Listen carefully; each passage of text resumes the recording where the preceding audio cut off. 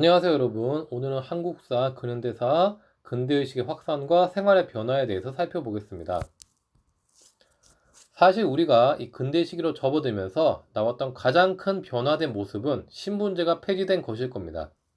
이전 신분제는 청동기 시대부터 시작되어서 수천 년 동안 우리의 활동 범위를 제약하고 자유를 빼앗아 갔습니다. 하지만 이런 부분에 대해서 갑신정변을 일으켰던 급진개화파부터 인민평등권의 확립을 내세웠고요. 이는 동학농민운동의 패전개혁 안에서도 계승되었습니다.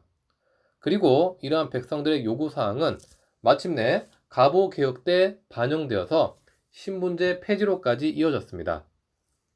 하지만 신분제가 폐지되었다고 해서 모든 것이 달라졌던 것은 아닙니다.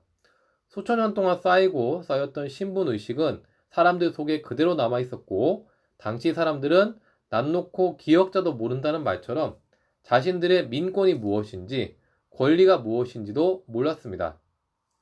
이런 문제점은 독립협회의 활동을 통해서 어느 정도 개선이 되었는데, 독립협회 회원들은 각종 강연회나 토론회에 많은 국민들을 참여시켜서 자유민권운동을 전개해 나갔습니다. 근대의식이 향상되면서 여성도 여권에 대해서 목소리를 내기 시작했습니다. 한동안 유교적 관습에 익숙해 있던 조선 사회였기 때문에 당시 서양 선교사들은 조선의 여성을 가리켜서 세상에서 가장 불쌍한 존재라고 혹평할 정도였습니다. 이에 조선의 여성들도 여성의 교육권과 정치 참여권 등을 주장했습니다. 여성운동을 벌였던 가장 대표적인 단체로는 찬양회가 있습니다. 찬양회는 여학교 설립운동과 여성개발 사업을 진행했고, 독립협회가 주최했던 만민공동회에도 참여했습니다. 한편 19세기 후반 외세 경제 침탈로 경제적 빈곤이 심해짐에 따라서 생계 유지를 위해 해외로 이주하는 경우도 많이 생겨났습니다. 비교적 한반도와 가까운 만주나 연해주로 이주하는 경우가 많았고, 일본이나 하와이로 가는 경우도 있었습니다. 특히 당시 하와이에 파견되었던 한국인 노동자들은 중개업자를 통해서 국내의 신부를 찾기도 했는데, 이에 미래의 남편 될 사람의 사진 한 장만 바라보고 이역 만리를 거쳐서 하와이로 가는 여성도 당시에 있었습니다. 다음으로 전통적 의식주 생활 변화에 대해서 살펴보겠습니다. 우선 서양식 복제가 도입되면서 관복이 간소화되었고, 양복이나 양장을 입는 경우가 늘어났습니다. 또한 여성들도 유교적 관습에 따라서 입고 있었던 장옷이나 쓰개치마 등을 벗는 경우가 늘어났습니다.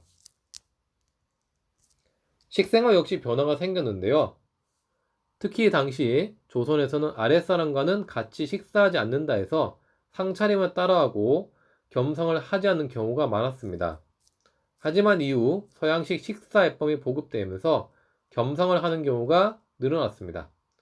외국 음식도 많이 들어왔는데 고종은 특히 커피를 좋아했다고 합니다. 주택 문화에서도 변화가 있었는데요. 기존 조선의 전통적 가옥들은 보통 단층 가옥에 초가집 내지는 기와집인 경우가 많았었는데, 이후 일본식 주택으로 2층 집이 생겨나기도 했고, 덕수궁 석조전에서 보이듯 서양식 건물들도 등장하기 시작했습니다. 네, 오늘 이렇게 각종 생활 모습의 변화에 대해서 살펴보았습니다.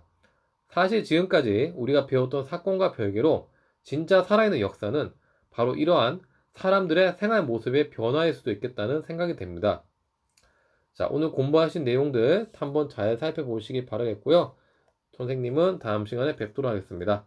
여러분 수고하셨습니다. 감사합니다.